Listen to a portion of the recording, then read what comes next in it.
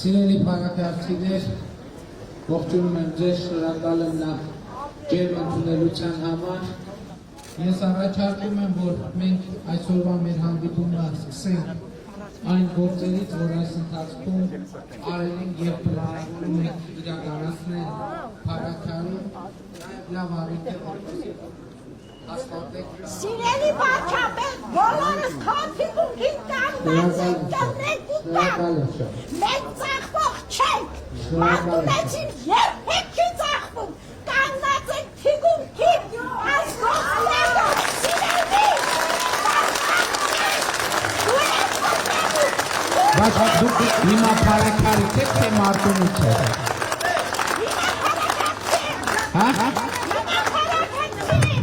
Ուրախ եմ շատ, ուրախ եմ։ Շնորհակալ եմ շատ։ դու ես սիրելի վարչապետ, Շնորհակալ եմ շատ։ կրնեմ ամեն օր, Շնորհակալ եմ շատ։ մենք սիրելիս, Շնորհակալ եմ։ Շնորհակալ եմ շատ։ Շնորհակալ եմ։ Սիրելի փառաքարցիներ, նախ ուզում եմ մենք մի հատ անցնենք այս ընթացքում մեր արված եւ արվելի գործերի ցանկի վրայով, նաև լավ առիթ է, որպեսզի դուք հաստատեք կամ հերքեք կամ դիտողություններ անեք արվածի կապակցությամբ։ Ուրեմն ինձ տված տեղեկանքում ասվում է, որ 2019 թվականին սուբվենցիոն ծրագրերի շրջանակներում Փարաքար համայնքի կենտրոնական փողոցի ասֆալտբետոնե ծածկույթի հիմնանորոգումը իրականացվել։ Այս դիմացի փողոցի մասին է խոսքը, ճիշտ է, արվել է այդ աշխատանքը, ծախսվել է ընդհանուր առմամբ 97.8 միլիոն դրամ, հաջորդը Փարաքարի միջնակարգ դպրոցի կառուցման ծրագիրը պետք է մեկնարկի առաջիկայում 1.7 միլիարդ դրամ ընդհանուր արժեքով 2021 թվականին սկսում ենք շինարարությունը եւ ծրագրի ավարտը նախատեսված է 2023 թվականին։ Սա սեյսմիկ պաշտպանության ծրագրի շրջանակներում է տեղի ունենալու։ 2020 թվականի ընթացքում տեղի իրականացվել են հետևյալ սուբվենցիոն ծրագրերը։ Իրականացվում են 20 թվականից Փարաքար համայնքի գոյություն ունեցող կեղտաջրերի մաքրման կայանի վերակառուցում։ Ծրագրի արժեքը 68.3 միլիոն դրամ։ Ծրագիրը գտնվում է ավարտական փուլում։ Հաջորդը Փարական համայնքում կոյուղագծի կառուցման 1400 գծամետր Թայրովի Մամիկոնյան փողոցից մինչև Փարաքարի Արարատյան փողոց։ Ծրագրի ընդհանուր արժեքը 56.1 միլիոն դրամ։ Ծրագիրը 2019 թվականի ընթացքում հավանության է արժանացել, սկսել է տեղափոխվել է 2020 թվական եւ 2021 թվականին արդեն իսկ ավարտվել է։ Հաջորդը Եվրասիական զարգացման բանկի ֆինանսավորմամբ եւ Հայաստանի տարածքային զարգացման հիմնադրամի կողմից իրականացվում է Փարաքարի ներտնային ոռոգման ցանցի վերականգնման աշխատանքներ 2021 թվականին կավարտվի։ 2021 թվականի համար նախատեսվում է իրականացնել սկսել հետևյալ սուբվենցիոն ծրագրերի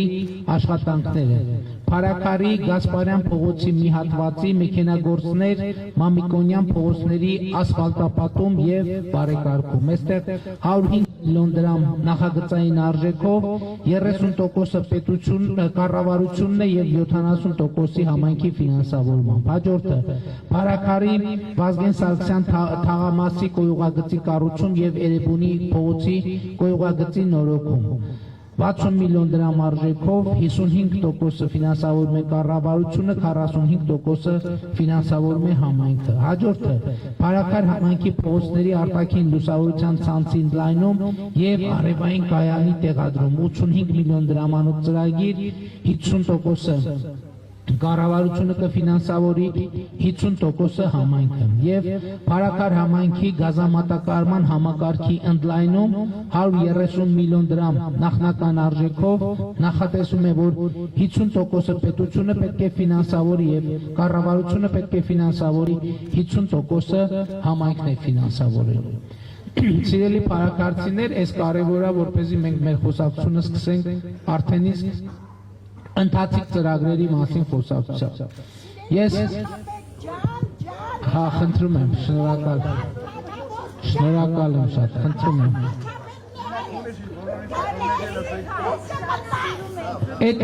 Այդ ասելով չի, հունիսի 20-ին կգնաք կքվյարկեք, այդպես է կհնի։ Հունիսի 20-ին այդ ամեն ինչը կորոշվի։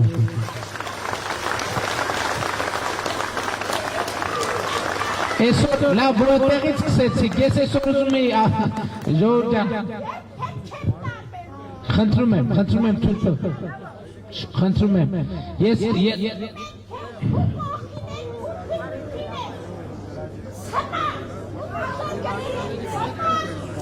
շնորհակալ եմ շատ, բայց խնդրում եմ թույլ տվեք, ես իմ ասելիքը ասեմ։ Տեսեք, սիրելի ժողովուրդ, այսպիսի, քանի որ այսպես սկսեց խոսակցությունը, ես պլանավորում էի մի քիչ ավելի շատ տնտեսական թեմաների մասին խոսալ, համայնքի եւ մարզի տնտեսական իրադրության վերաբերյալ խոսալ, բայց քանի որ այսպես քաղաքական շեշտադրումներ արվեցին, ես ուզում եմ ասել հետեւյալը։ Տեսեք, այսօր կա ըստ էության երկու դիրքորոշում առաջիկա ընտրությունների վերաբերյալ։ Կան քաղաքական ուժեր, ովքեր իրենց քարոզարշավը տանում են հետևյալ տրամաբանությամբ։ Ասում են, այ մենք գալու ենք, այս իշխանությունը վերցնելու ենք։ Մենք ասում ենք հետևյալը, մենք ասում ենք ժողովուրդը կորոշի։ Եվ մենք ասում ենք ժողովուրդը ոնց որոշի, այդպես էլ իրականություն տեղի կունենա։ Ես ուզում եմ, որ դուք ֆիքսեք այս տարբերությունը, որովհետև ոմանք ասում են, որ հունիսի 20-ին եւ նրանից հետո այսպես ասած իրանք կրելու են, մենք էլ ասում ենք ձեր պատիժն եք կրելու 2020 թվականի հունիսի 20-ից հետո։ Սա բայց էլ եմ ասում, քաղաքական առանձնահատկությունը հետևյալն է, ժողովուրդ ջան, մենք ասում ենք, դուք որոշում եք, մենք անում ենք։ 2018 թվականին մենք հանդես ենք գալիս առաջարկով։ 2018 թվականին մենք հանդես ենք առաջարկով, դուք որոշեցիք, մենք իրականացրինք։ Մենք իրականացրինք, ոչ թե իրականացրինք, այլ առաջնորդեցինք ոչ բռնի թավշյա ժողովրդական հեղափոխությունը։ 2021 թվականի հունիսի 20-ին էլի դուք որոշելու եք, մենք ձեր որոշումը կատար ենք ածելու։ Եթե ձեր որոշումը պիտի լինի այն, որ մենք պիտի առաջնորդենք, շարունակենք առաջնորդել երկիրը, մենք այդպես էլ կանենք։ Եթե ձեր որոշումը կլինի, որ այդպես պիտի չլինի, մենք այդպես էլ կանենք։ Եվ այս ընտրություններին մեր մասնակցության ամենակարևոր մոտիվացիան հետևյալն է, որ ժողովուրդը երկրի Տիրոջ իր զգացողությունը եւ կարգավիճակը չկորցնի։ Եվ ես համոզված եմ, որ հունիսի 20-ին Հայաստանի Հանրապետության քաղաքացին կվերահաստատի իր իշխանությունը, որովհետեւ գիտեք մենք նույնիսկ չենք ասելու, որ ժողովուրդ քվեարկեք մեր օգտին, մենք ասելու ենք ժողովուրդ քվեարկեք ձեր օգտին։ Մենք լավ իշխանություն ենք, վատ իշխանություն ենք։ Մենք ինչպիսին որ ենք, մենք մեր ժողովրդի կողմից, մենք այնպիսի իշխանություն ենք, ինչպիսի իշխանություն է մեր ժողովուրդը, որովհետև մենք մեր ժողովրդից ենք դուրս եկել եւ մենք մեր ժողովրդի առաջ եղել ենք լիարժեք եւ կանգ եւ պիտի շարունակենք մնալ լիարժեք ազնիվ։ Այս է ամենակարևոր առանձնահատկությունը այս քաղաքական գործընթացի։ Եվ ես էլի ուզում եմ վերադառնալով նորից տնտեսական խնդիրներին, տեսեք օրինակ ինչ ենք մենք փոխել մարդկանց կյանքում։ Փառատոնում հիմնականում մարդիկ շատ մեծ մասով զբաղվում են կահույքագործությամբ։ Եվ օրինակ կահույքի մեջ օգտագործվող ամենակարևոր նյութերից մեկը շինափայտն է, փայտանյութն է։ Ես ուզում եմ ձեզ ասել, որ 2018 թվականից հետո Հայաստանի Հանրապետություն շինափայտ ներկրող ընկերությունների թիվը գրեթե կրկնապատկվել է։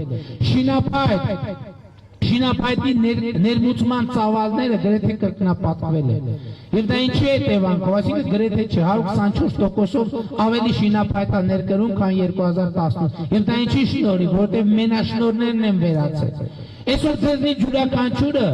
որ ուզենա ներկրի իրեն անհրաժեշտում, ինքը կարող է դա անել եւ որևէ մեկը նրա առաջ չի կանգնի։ 2018 թվականից առաջ այդպես չէ։ Փայտանյութ ներկրելու համար պետք է առանձնահատուկ կապեր։ Այսօր ոչ մի կապ պետք չի որևէ բան ոչ ներկրելու, ոչ արտահանելու համար։ Ձեզնից յուրաքանչյուրը կարող է գնալ եւ ներկրել ինչ ուզում է եւ արտահանել ինչ ուզում է։ Եվ սա մենք երբ որ ասել ենք մեր իշխանության հիմնական նպատակը եւ առաքելությունը համարում ենք ձեզ համար հնարավորություններ ստեղծելը, մենք դա արել ենք։ Այո, պատերազմը ժողովուրդ մեծ հարված հասցրեց մեզ։ Պատերազմը շատ մեծ հարված հասցրեց մեզ։ Բայց էլի եմ ասում, իսկ մենք ինչ ենք արել, որպեսզի այդ պատերազմը այդպեսին չլինի։ Մենք վերջին 2018-ից 2020 թվականի ընթացքում մոտավորապես 48%-ով ավելացրել ենք ռազմական բյուջեն Հայաստանի Հանրապետության։ 2 օր առաջ հրապարակվեց միջազգային կառույցների զեկույցը զենքի ներկրման վերաբերյալ եւ պարզվեց, որ 2010, այսինքն չպարզվեց, բացահայտվեց, որ 2011-ից 2020 թվականների ընթացքում ներկրված զենքի 62%-ը Հայաստանը ձեռքաբերել 2019 թվականին, այսինքն մի տարում 10 տարվա զենք զինամթերքի 62%-ն ենք մենք ներկրել։ Եվ եթե հաշվի առնենք, որ 18, 19, 20 թվականները կպարզվի, որ 3 տարվա ընթացքում մենք 10 տարվա զենք զինամթերքի 75-80%-ն ենք ներկրել։ Եվ ըստ էության մենք բախվեցինք մի իրավիճակի հետ, երբ որ Ղարաբաղի հակամարտության խաղաղ կարգավորման գնալու ոչ մի հնարավորություն չունենք, որովհետև ըստ էության, ինչպես նախկինում ասվել է, ցանկացած բան, ցանկացած լուծում, որ ընդունելի է դառնում Հայաստանի Հանրապետության համար, անմիջապես անընդունելի է դառնում Ադրբեջանի համար։ Եվ մենք այո պետք է արձանագրենք, որ այս միջավայրում եւ այս վիճակում ենք գտնվում։ Բայց մեր մեծագույն խնդիրը պետք է լինի Հայաստանի Հանրապետության համար խաղաղ զարգացման մի դարաշրջան բացելը,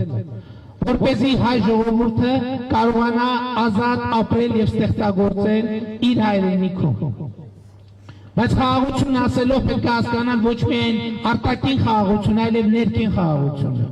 Եվ մենք այսօր պետք է արձանագրենք, որ այո 2021 թվականի հունիսի 20-ի ընտրությունները հենց դրա համար են, ներքին խաղաղությունը այդ թվում վերականգնելու համար։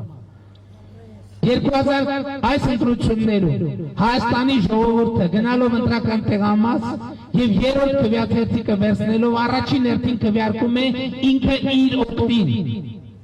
Ինքը քվեարկում է, որ ինքը համաձայն է, որ Հայաստանի Հանրապետությունում չլինի գող եւ քալանչի իշխանություն, չլինի Հայաստանի դեմ դավադրություններ պատրաստող իշխանություն։ Այսօր մեզ 2020 թվականի նոյեմբերից հետո մեզ ինչ դավադրությունների մասին մեջ ասես չեն մեղադրել, ինչ դավադրությունների մեջ։ Իբր մենք մեղրի հանձնող ենք,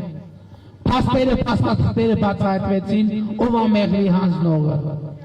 Իբր մենք բանակցային պրոցեսը տարել ենք, փակուղի ենք մտցրել։ Փաստերը, հենց հրապարակային փաստերը հիմնավորեցին, թե ով է բանակցային պրոցեսը փակուղի մտցրել։ Եվ հիմա կարող է հարց առաջանալ, բայց իրավիճակում ինչպես պետք է մենք առաջ գնանք։ Մենք պետք է առաջ գնանք քայլ շատ զգուշ, արձանագրելով, որ մենք շարժվում ենք ականապատված մի ճանապարհի մի դաշտի միջոցով։ Դաշտի միջով, որովհետև այո, վերջին 20 տարիներին Հայաստանի միջավայրը բանակցային գործընթացում ականապատվել է, փուլ, կտոր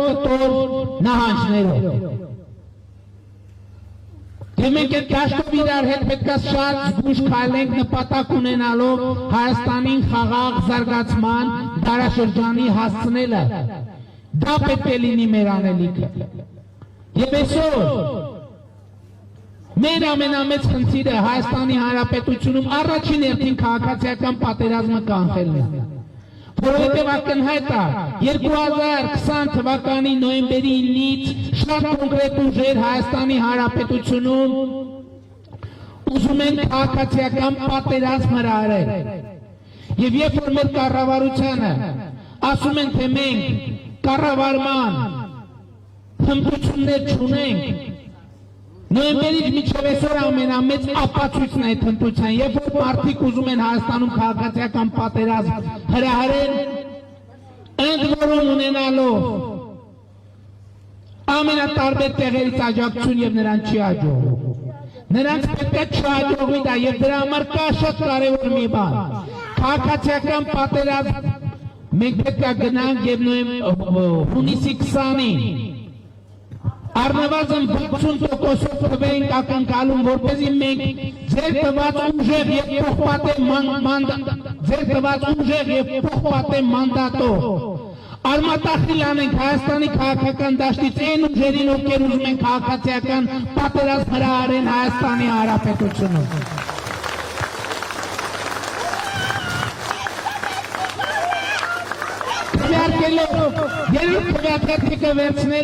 Երրորդ քվեաթերթիկը վերցնելով դու Հայաստանի Հանրապետությունը օժտում եք մեր դիմակայությամբ, այդ թվում քաղաքացիական պատերազմ հրահրող ուժերի դեմ։ Տեսեք նրանք բառապաշարը ուր է հասել արդեն սկսել են զենքի, չգիտեմ ինչի մասին խոսել, տերմինաբանությունը զարգացնում է։ Մեկը կա վախում է, թոթովախոս մեկը կա, վախենում է գա։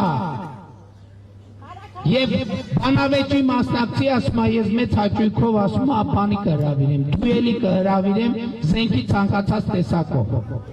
Հիմա պատկերացրեք վիճակը ինչքան է վատացել։ Էս էլ մեր իշխանության գործունեության գնահատականն է նաև մեր իշխանության, որովհետև ենթադրում են, որ տվյալ սուբյեկտը ստիպված է անձամբ զենք վերցնել, քանի որ Նայիրի Բունյանյանը բանկում է գտնվում։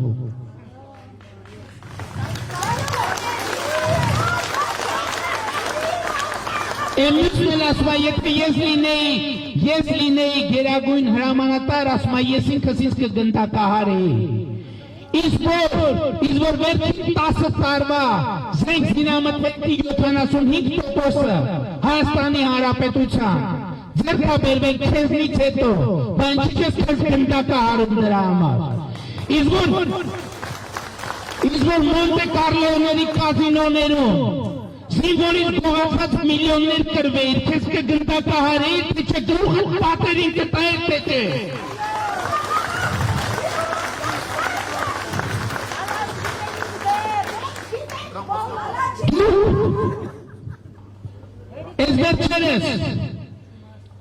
Ես վերջերս մամուլում հրապարակում եղավ, որ այդ նախկին ղեկավարներից մեկի որդին այդ մարդու նախագահությանից հետո 18 միլիոն դոլար կանխիկ փող է մուտքագրել սեփական հաշիվների, 18 միլիոն դոլար։ Դե արի միասի այդ ոչ է, 18,000 դրամ տեսած էիք ձեր կյանքում։ Հիմա եք գալիս եք 200,000 դոլարանոց սաֆարիներ եք վայելում, չգիտեք ինչեր եք վայելում։ Հիմա եք ժողովրդին սպառնում եք, դուք հայ ժողովրդին, այո նրանց ամբողջ իշխանավարումը եղել է ոչ այլ ինչքան սեփական ժողովրդին դուելի հրավիրել և գնդակահարել է։ Նրանք 2008 թվականի մարտի 1-ին են դուելի հրավիրել և գնդակահարել անդորում առանց հրավերի։ Կամ են մեկը որ ասում է ինքնաս, բա դու ազգային անվտանգության ծառայության նախարար էր, ազգային անվտանգության նախարար, երկրի ազգային ժողովի նախագահային վարչապետին գնդակահարեցին։ Բա դրանից հետո քեզ չքցեցին պատուհանից։ Կարող է նրա համար, որ քո ղեկավարած կառույցը առնվազն լավ էլ տեղյակ էր, որ տենց բան է տեղի ունենում, եւ որևէ քայլ չէ ձեռնարկում երկրի անվտանգությունը ապահովելու համար։ Իսկ կարող է նրա համար, որ Վազգեն Սարգսյանն ու Կարեն Դեմիրճյանը դեմ էին կանգնել Մեղրին Ադրբեջանին հանձնելու ծրագրին։ Հենց Վազգեն Սարգսյանը ինքը վկայել է, այսօր որ ասում են ինչքանով է հիմնավոր։ Ես նախորդ օրը մեծ բերեցի, հիմա էլ եմ ուզում մեծ բերեմ Վազգեն Սարգսյանի խոսքերը Մեղրիի մասին։ Ինչ ասել, Վազգեն Սարգսյանը 1999 թվականին գնացել է Մեղրի և Մեղրիում արել է հետևյալ հայտարարությունը. աշխարհագրական տարածք չէ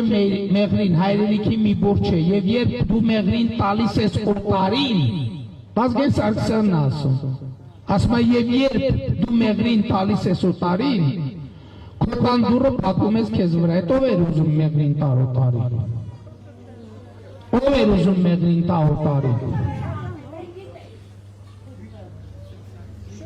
Եվ այս իրողությունները այսօր ուզում են փորձում են շուռ տալ գլխի վար շրջել։ Սիրելի ժողովուրդ, այսօր մենք շատ բարդ ընտրության առաջ ենք կանգնած, ծանր ընտրության առաջ ենք կանգնած։ Մենք պիտի պաշտպանենք կամ չպաշտպանենք մեր քաղաքացիությունը։ Մենք պիտի պաշտպանենք կամ չպաշտպանենք մեր ինքնիշխանությունը։ Մենք պիտի պաշտպանենք կամ չպաշտպանենք մեր պետականությունը։ Եվ ամեն ինչ սկսում է քաղաքացիությունից, և ես ձեզ կոչ եմ անում հունիսի 20-ին գնալ ընտրական տեղամասեր և քվեարկել Հայաստանի Հանրապետության քաղաքացիության օգտին, ինքնիշխանության օգտին, անվտանգության օգտին և ապագայի օգտին։ Ես եկել եմ ձեզ ասելու, որ Հայաստանի Հանրապետությունում ապագա կա,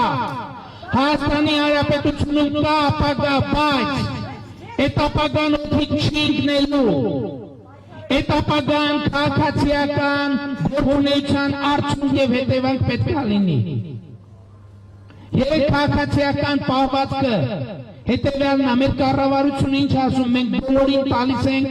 օրինական դաշտում հավասար միջավայրում աշխատելու հնարավորություն, բայց էլի մի բան եմ ուզում ասել, իմացեք, որ պետությունը եւ պետականությունը սկսում է հարկեր վճարելու քաղաքացու պատրաստակամությունից։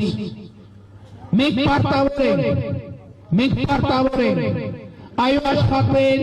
շնացնել մեր հայրենիքի ամեն քառակուսի մետրը։ Եվ պարտավոր ենք մեր երկրում աշխատել, հարստանալ եւ հարստացնել պետությունը հարկերի տեսքով, որովհետեւ անվտանգություն նշանակում է բյուջետային ծախս։ Առաջին հերթին բյուջետային ծախս, որովհետեւ դուք գիտեք ամենամեծ հայտարարությունը, որ երրորդ հանրապետության պատմության մեջ եղել է եւ շարունակում է մնալ։ Դուք հասկանում եք պատերազմի մեջ գտնվող պետության բանակը եղել է բարեգործությունների առարկա։ Մեզ ասում են, բայց ինչի՞ սնունդը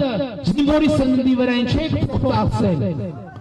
Իդոր մարդիկ գալիս են մտնում են մեր զորամասեր կանֆետ էին շպրտում, զինվորները ճանկրելով այդ կանֆետների հետևից վազում էին։ Դրանից պիտի ինքնատեսակայերի այդ մեր շվարստահակ դեարի ունիացը։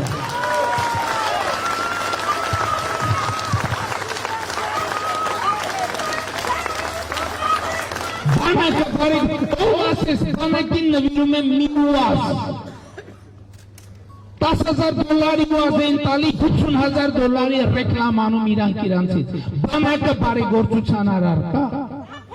Այդ բարեգործության օբյեկտ բանակն է, որ ամենամեծ ձախողումն է եղել մեր հանրապետության։ Որովհետև բանակի արժանապատվությունը վիրավորող ավելի մեծ, ուրեմն երկրի պետությունը, տնտեսությունը բյուջեն փոխում ունի բանակի ծախսերով, հա։ Բանակը բարեգործում, ինչ բանակը բանակ։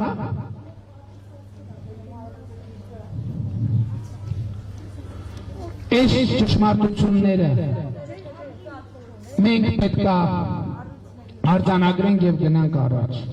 Եվ այդ ձեզ ուզում եմ ասել հետեւյալը, որ մենք իմիջիայլոց երբեք իշխանությունից կարճած չենք եղել եւ չենք։ Մենք այս ընտրությունները մեր ես այս ընտրությունների մասին ասել եմ դեռևս 2020 թվականի դեկտեմբերին, ասել եմ եկեք անենք արտահերթ ընտրություններ։ Եվ սա արել ենք միայն մի բանի համար, որ մենք, այսինքն միայն չէ, բայց կարևորագույն պատճառը հետևյալն է, որ մենք ձեզնից ստացած իշխանությունը վերադարձնենք ձեզ։ Այս 7 ամսվա ընթացքում գրեթե ամեն ինչի մասին խոսվել է։ Ես շատ բաներ կա, որոնց մասին չէի խոսում, բայց վերջին շրջանին եւ օրերին պիտի բան անեմ։ Ամբողջ ճշմարտությունը ձեր առաջ է։ Նույնիսկ բանակցային նրբություններ կա, էլի կբացվեն։ Բայց ամենակարևորն է, մենք ձեզնից ստացած իշխանությունը վերադարձել ենք ձեզ։ Եթե դուք որոշեք, որ այդ իշխանությունը պետք է կառավարման մանդատը մեզնից վերցնեք եւ տակ ուրիշին, մենք խոնար ենթարկվելու ենք ձեր որոշմանը, խոնար ենթարկվելու ենք։ Բայց եթե դուք կհամաձայնեք ձեր իսկ տված Թավշե մանդատը փոխարինել փոխպատե մանդատով, մենք այդ փոխպատով Հայաստանի Հանրապետությունում ձեր անունից ամեն ինչ կանենք, որ ոմանք կռեն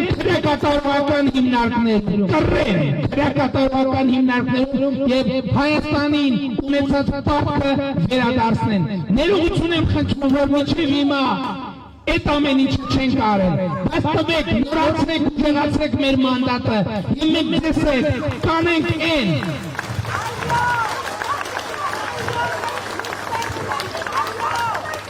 Սիրում եմ բոլորին, հպարտանում եմ բոլորով եւ խոնարհվում եմ բոլորիդ առաջ։ Լավ եղեք ժողովուրդ։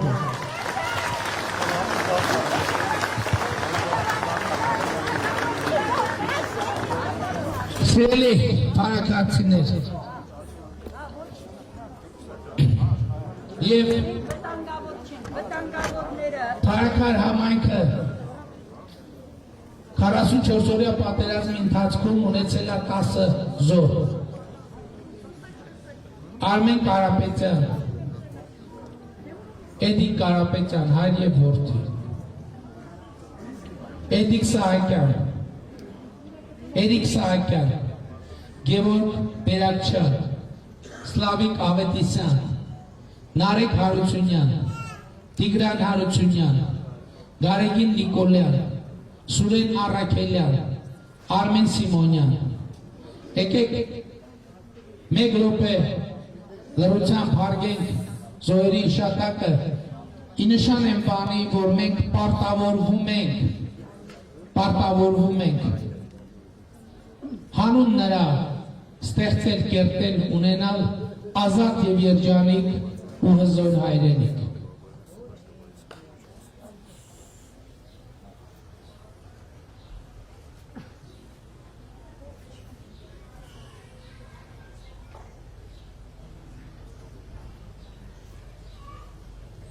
Շնորհակալություն։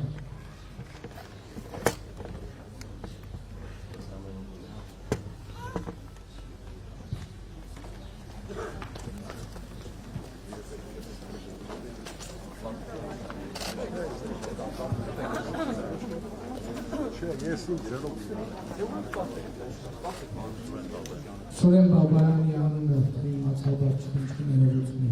Սուրեն Բաբայանը նույնպես գովազդել։ Սիրելի վարչապետ, ես շատ անգամ եմ ուզում, որ ձեզ հանդիպեի, ես նման պատասխան ձեզանից երբեք չէի ստանա, ինչ որ այդ կարիճիցը ստացա։ Ես իրան հարց տվեցի, ասեցի, ուր է գնում, ասեցին բարեկամի գերեզմանին եմ գնում։ Ասի, բայց զոհվածները քո ինչն են, ինքը լրվեց ժեշտը ձեռքին արհամարականից քայլում էր։ Ես էլ իրան ասի, թե որ տենց է չմտնես եռաբնուր։ Նման վերաբերմունք ես չէի սպասում իրենից։ Մենք ձեր հետ ենք։ Ամերիկայից է դումաննակարից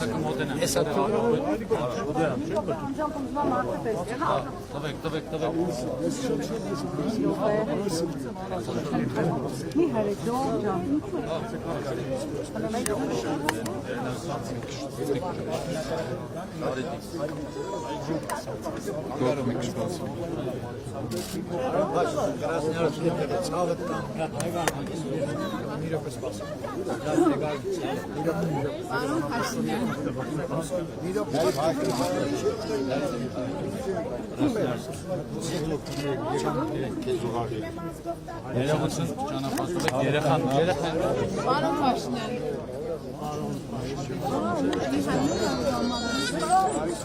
Մի հատ մենք էլ երինի տարվենք, չեմ մի հատ ես չեմ տարվում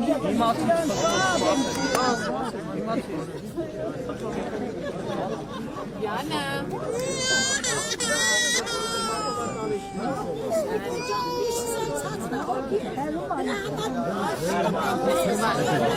Ան բացվեք, Ժորժան բացվեք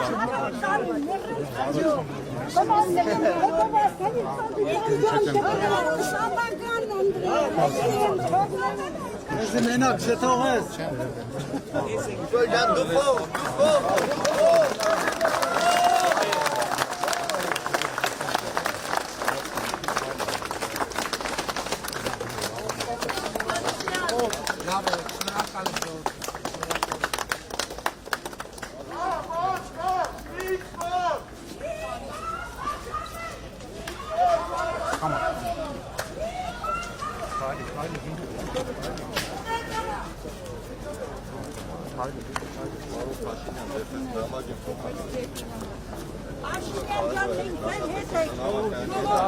սպասեք մի բան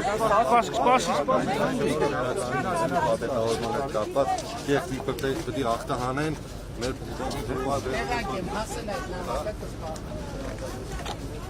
Պարոն Փաշինյան, խնդրում եմ ես շելի հրուտեղից